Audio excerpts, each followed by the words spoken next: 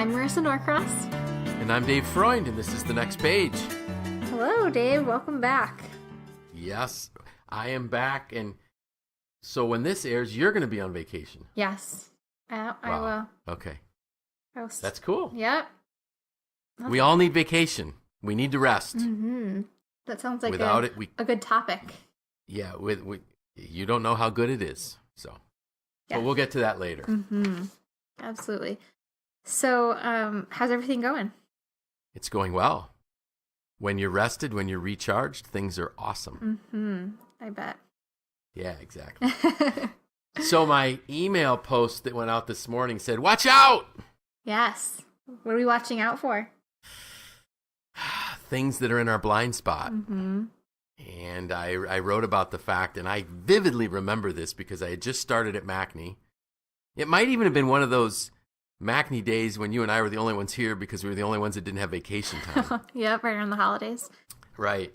And it was a very warm, rainy December night, and I'm driving home, and I get onto the highway, and my car was like a month old, maybe 3 weeks old, and I start to accelerate into the center lane because I wanted to pass these people ahead of me. And as soon as I started to put my blinker on and move over, somebody blows a horn next to me, and literally there was somebody right in my blind spot. Mm-hmm. And I'm thinking, you idiot, you got a 3 or 4 week old car and you just about wrecked it. Mm-hmm. And the worst part, my car has a blind spot warning system, but I wasn't looking. It's a terrifying feeling. It is. Your heart starts to race and you're thinking, oh my goodness. And so the reality is that as I thought about that night, many times since, there's all kinds of blind spots in our life that we don't see. Mm-hmm. And we really, as I said in my email post that went out, we need to establish a blind spot warning system. And not just leaders, everybody, husbands, wives, all of us, as we interact with other people, we need blind spot warning systems because things that are the closest to us, we oftentimes miss. Mm-hmm. And so I pulled two points out that were in my post. And as you hear my paper rattling, one of them is admitting when you're wrong. Too many times as leaders, or it's just as human beings, we think it might be a sign of weakness to admit when we're wrong. So we just don't. Mm-hmm. Well, that's terrible because everybody else knows we're wrong. I remember sitting in a session once where somebody said, good leaders, you're never supposed to let them see you sweat. And the reality is everybody sees us sweat. We're the last one to realize we're sweating. Mm-hmm. So there's no reason to not say, hey, you know what? Man, I'm a little worried here. I'm a little scared here. I'm sorry. I didn't mean to act that way. Whatever it might be, we make mistakes every day. We need to admit it. Mm-hmm. I remember some of my most profound memories growing up were when my dad would ask forgiveness. Wow. And my dad just, maybe he was having a bad day, whatever it was. And it didn't happen often because my dad, I'm blessed to have an amazing dad and he's my hero and I'm so thankful he's still in my life. But there were a couple times when perhaps he just snapped at me or something, or he felt that he acted inappropriately in some way just by getting angry. And he just said, I'm really sorry. Mm-hmm. I should have done that. And wow, you're thinking, okay, this man that I view as a giant among men just apologized. What a great lesson he was teaching me. Mm-hmm. That just admit it. Yep. Everybody else knows it. Yep. I don't know why we can't. So that's one of our blind spots. The other one was, do we truly listen? And I thought this was fascinating. So in this one survey that I saw, it was a Dale Carnegie assessment type thing. It said that only 49% of the respondents said that they felt that their leaders were truly listening to them. Wow. Isn't that crazy? That is crazy. So 49% of the respondents to this survey felt that their leaders were listening. And actually, if I jump back to admitting when you're wrong, again, according to this 2016 Dale Carnegie study, 81% of employees said it was important for their motivation to have their boss admit when they were wrong. Mm-hmm. Surprisingly, only 41% of the respondents reported that their boss actually admits it. So 81% of the people that responded said it's important for our boss to admit when they're wrong. It helps us with our motivation. yet only 41%. So a 40% gap in the bosses that actually admit it. And it doesn't take much. Nope. Because let's face it, when our boss is wrong, we know it. Yep. If they would just be willing to say, ooh, sorry, I screwed up. Mm-hmm. So for me, that blind spot situation is really something we need to take seriously. And we need to build things into our lives that help alert us. Just like a blind spot warning system in a car, we need to put those things into our lives. So I'm hoping that you have some tips for how we can do that. I do. I was waiting for you to ask. So, 360 feedback. You know, if it's been more than a couple years and you haven't done a 360 feedback on yourself, get busy. Have somebody do it for you.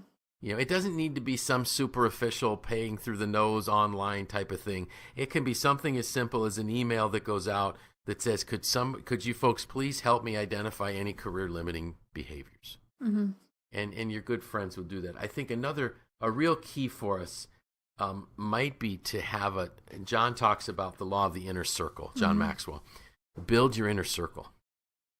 Your inner circle is key to giving you honest feedback. Now, last week we talked about, level 5, the leaders, the pinnacle leaders. They really are always encouraging people to speak truth into their life. That's a way you get rid of these blind spots. Yep. And the blind spots are typically things that are the closest to us. Because, we're not objective at assessing our own capabilities or our own needs. We just miss it. Preparing yourself for feedback is important, though, because it's not going to be nice all the time. And I remember once in one of the classes that I teach, there I go kicking the filing cabinet again. We really need to have a better place to record these. But anyways, that's another issue for another day. In one of my supervisory leadership classes, we talk about how you take criticism.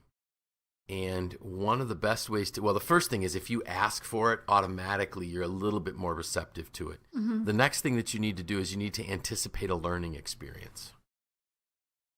So I literally, when somebody comes and talks to me and I know that I'm getting criticized, I literally say to myself in my head, what can I learn? What can I learn? What can I learn? And it kind of it short circuits my defense mechanism a bit. So you anticipate a learning experience. And just remembering that it's probably hard for them to deliver that to you too. Absolutely. It's frightening for them. And even so let's use perhaps a family scenario. So husband and wife, if they love each other dearly, but if they really have this wonderful nurturing relationship, they're going to want that kind of feedback. Well, I don't want to give my wife feedback that she might perceive as hurtful. But yet, if she's asking for it, I need to do it. Now, let's be honest. That's not going to happen. It's going to be the other way around because I'm the one that needs the feedback more than my wife, and because my wife. I do. But the point is, I'm sure that at times for her, it's hard for her to tell me the things that she knows I need to hear. And it can be hard if you're asking someone that reports to you to give you feedback. Right. Exactly. And I think going back to the 360, that's important. Like you said, you don't have to do some kind of expensive, fancy program, but when you ask for feedback, find a way to make it anonymous. I remember when you asked for feedback from our staff, you said, print it out and put it in my mailbox. So you couldn't do a handwriting analysis. You didn't see someone dropping it on your desk. It wasn't coming to you in an email. It was anonymous. Which tells me since I've been here 2 years, I'm getting close to needing to do it again. Because things, certainly things have crept in that I'm not aware of. And so it kind of leads me to another point here is that we develop these routines in our life where we do things exactly the same day after day after day. I think, and I don't know if you were in this session, one of my last Making Today Matter, when I talked about the fact that I figured out it's an 8-minute cycle for me when I get up in the morning to go into the bathroom, get done with everything and get back out to go to the kitchen to make my coffee. It's 8 minutes. And it's almost always 8 minutes. Wow. Because we get into these routines. Mm-hmm. So if I get into a routine at work or even at home, there may be things in that routine that are hurtful to people or that are career limiting or relationship limiting that I'm not even aware of. Right. It's a blind spot again. Right. I need somebody to say, hey, watch out, you're heading down. And the interesting thing is, I remember years ago when my wife and we have a lot of friends from our church, a lot of young couples, and some throughout, the Northeast and Midwest. And a lot of us would get together periodically for just like a weekend where we'd go out to a camp on Otisco Lake or something in the fall and just spend some time out there. And I remember we'd be sitting around in the evening. So let's say there's 6 or 8 couples. And you can just see one of these husbands going down a path that's not going to end well. Like he starts telling a story about something with his relationship with his wife, and every woman in the room is like, she's starting to hold her breath, and every man in the room is trying to hide it, but in one way we're saying, oh, thank God that isn't me saying that, and you can see it. It's like an accident waiting to happen, and he doesn't have, and he's totally blind to the reality of what's going on, and you just wish somebody would yell, hey, watch out, you're going, but no, he crashes and burns. So. The same thing happens at work, happens at home. It's these blind spots. We just get caught up in the moment. We get caught up in our activities, and we step in it royally. So again, it's the 360s. Having people speak into our life. Those trusted advisors, that inner circle. Another one is, I really believe that if you become very intentional in your professional growth, you begin to have blind spots illuminated. Because most growth causes us to reflect. Yeah. And as we reflect, we're going to find issues that are really tripping us up. If people want to read a book on this, and how did you know I would have a book, right? You always have a book. I always have a book. If my English teachers in school would know how many books I read today, they'd be shocked. They wouldn't believe. They'd say, no, it can't be him. He didn't read that many books. So in a book, and this is actually a book that I'm using as the basis for my first session, which would have just occurred, actually, when this airs, for our transformational leadership. I'm using Marshall Goldsmith's book, What Got You Here Won't Get You There. And Marshall Goldsmith is really the executive coach. He's coaching people that are at the top of their game and makes big bucks doing it. And I believe I was on a call with somebody today, and I believe somehow he might even be connected to Harvard. But anyways, he talks about the 20 workplace habits that we need to break. And let me touch on those, because a lot of these are things that we might be blind to. Winning too much. And you're thinking, winning too much? We're supposed to win. No. The need to win at all costs and at all situations, when it matters, when it doesn't, and when it's totally beside the point, is a blind spot that we need to watch out for. Because if you're winning, somebody's losing. So you need to find ways to have true win-wins and build groups up. But winning too much can be a blind spot. I love this one, adding too much value. That goes back to, remember when we did our book, or a series on the book that I was reading called Multipliers. Those leaders that rush in to solve everybody's problem. That's a blind spot. Passing judgment, making destructive comments like needless sarcasm. And a lot of times we, I don't know why we think we need to make a sarcastic comment, but we do. How about this one? Starting with no, but, or however. I'm sure I'm guilty of that. No, but, or however. No. Well, what's wrong with your idea kind of thing. Telling the world how smart you are. Oh, wow. Yeah. Yeah, okay. Guilty. Discharged at times. Let's move on. We don't want too much light shining on too many blind spots all at once.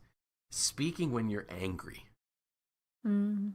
Wow, that's, I was talking with someone, coaching client just this afternoon, and we talked about emotional intelligence, and he's struggling with a direct report that is struggling with it. and I just said, there's tools that you can use to short circuit that reaction that you might get. So really, there's a lot of help for this. Negativity, explaining to everybody why their ideas won't work, withholding information, failing to give proper recognition, claiming credit when you don't deserve it, making excuses. I love this one too, clinging to the past. Yeah. A lot of people can't let go of the past. Playing favorites, failing to see everyone as an equal type of thing. Refusing to express regret. That kind of gets into that apology thing too, I think. Not listening, we touched on that one. Failing to express gratitude. Punishing the messenger. That was something I struggled with a lot when I was running plants. I didn't mean to, but because I had such issues with my emotional intelligence that they could see right away how angry I got and how frustrated I got. And then these poor souls, they don't know if I'm angry with them. And I used to have to take a breath and say, I'm sorry, I'm not angry with you. Let's go see what we can do to fix this. Passing the buck, an excessive need to be me. To be me?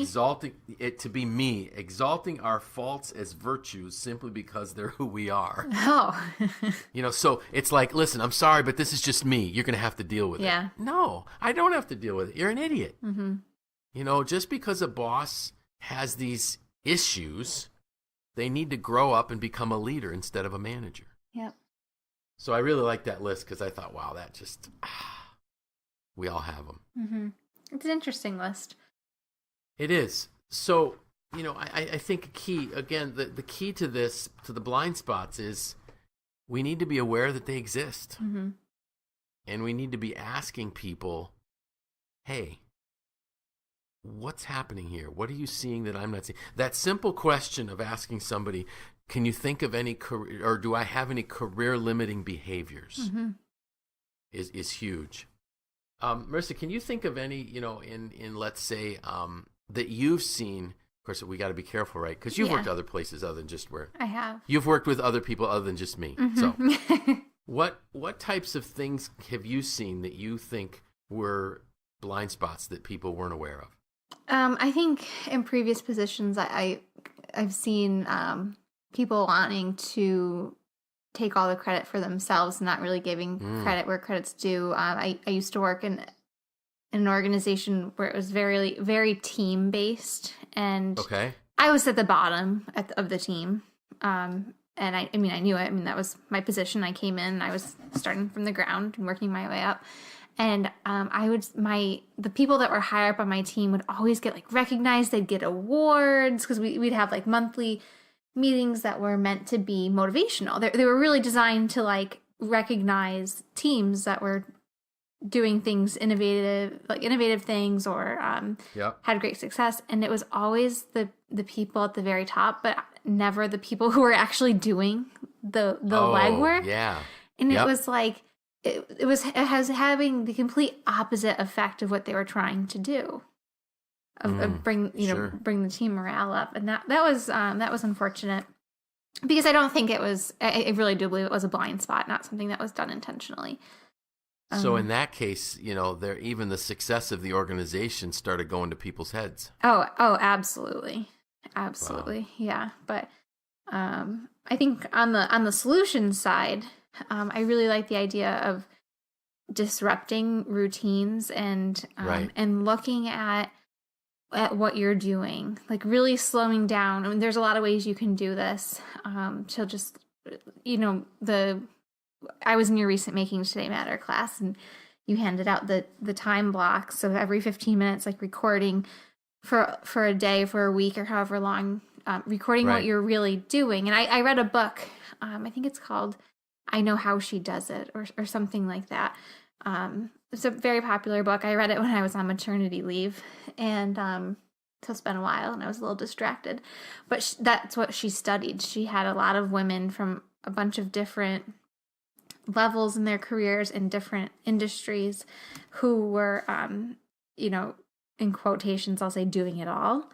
Yeah. But they were women who Well, I think some women had families, some women didn't. Some women were executive level, some were different, more managerial, and whatever. And she analyzed how time is used, and that's a whole other thing in and of itself. But when you do that, you also look at your routines, and that gives you an opportunity to analyze what you're doing and where you spend your time.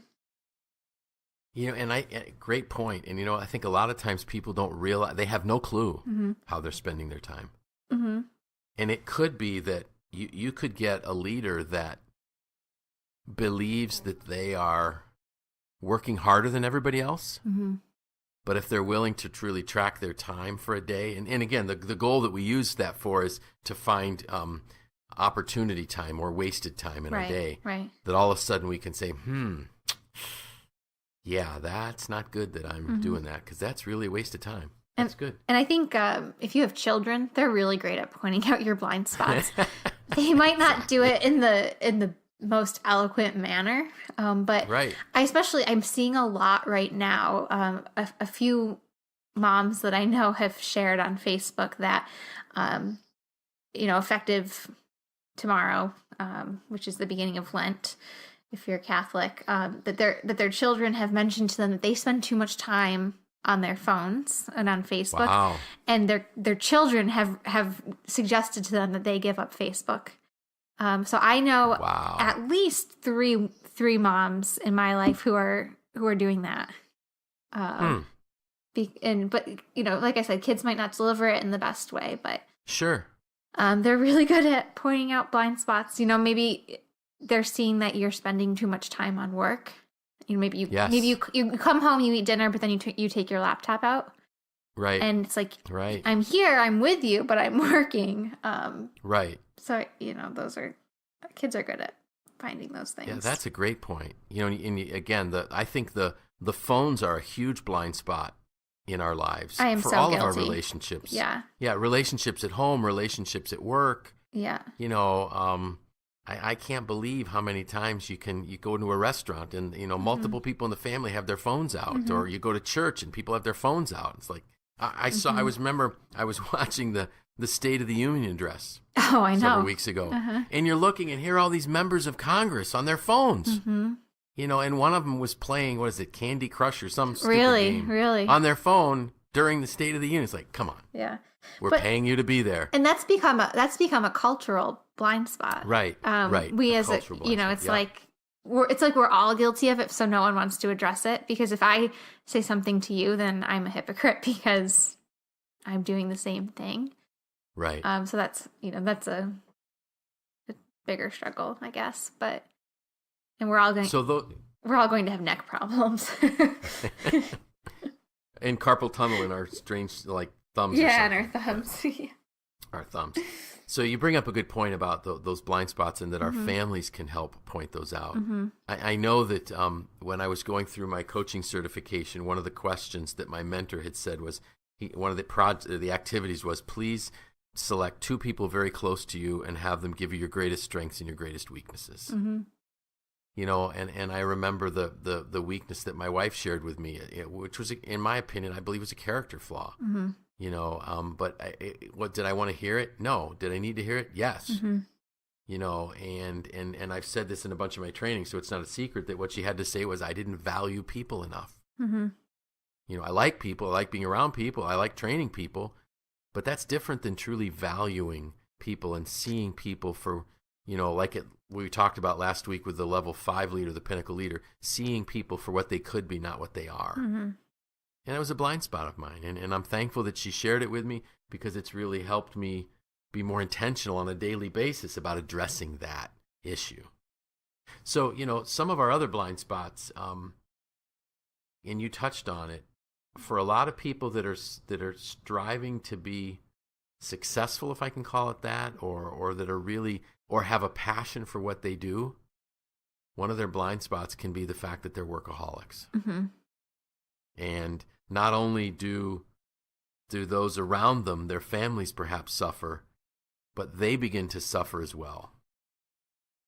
So that kind of takes us into what we're going to talk about next week. Yeah. Are you going to give us a teaser? Yes. We're going to talk about the power of rest. How opportune for us, given that we will both have just come back from vacation. So just to let folks know this, you kind of touched on it when you said tomorrow's Lent, so that tells them how early we're pre-recording our podcasts. So I'm gone next week on the calendar, so to speak, or the next week after next week I'm gone. How's that? We'll just leave it right there. Yeah. And I'm going to purposefully try to journal about the benefit of being on vacation. So when I get back, that's what we'll write about. That's what the podcast will be about. I think I need to do that too. I used to do that as a child. I would always journal my vacations just for fun. You know, like today we went out to dinner. I got a cheeseburger. Nothing crazy, but we had lots of laughs because my dad slipped and fell into the pool or whatever. But I think it's something I want to do now that would be for great. my trip too, because I'm going to be gone for just almost 2 weeks. Let's be honest, I don't even know when I'm coming back yet. So it could be... Yeah, you admitted that to me. It could be 10 days, it could be 14, still up in the air. But it's the first time we'll have my entire family, like all my siblings. My brother now has his own family, so my brother's family, I have my own family, my family. And my sister's still in college, so it's great. Like, usually this all doesn't line up, but my sister's spring break lines up, so...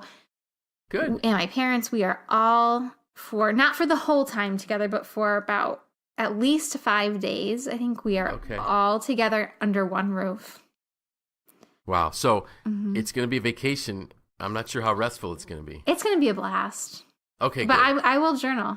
I will. Please do. And then share it with us when you get back. Yeah. Okay. Yeah, because it's like great. 7 adults, 2 babies, and a dog. So. Okay. It's good. Well, I'm just going away with my wife, so. We'll compare our notes and our journals. But we will. But I will also make sure to focus on the importance of getting away. Please do. Yeah. And really, I'm doing this kind of as an experiment, because it's been a long time since I've been intentional about just trying to rest and clear my head and come up with hopefully some solutions to some problems that right now I can't seem to see my way through. So people just need to listen next week, and they'll get all that information from mine, and then the following week from yours. Yep. Please, subscribe, give us reviews, like us, whatever you're supposed to do here on these multimedia or these social media, whatever they're called. Things here. You can tell I really need a verse. It's a long day. And send us your feedback. Send us emails. Tell us what you want us to talk about. So have a wonderful vacation. Thank you. You too. Thanks. With that, I'm Dave Freund. I'm Marisa Norcross. This was The Next Page.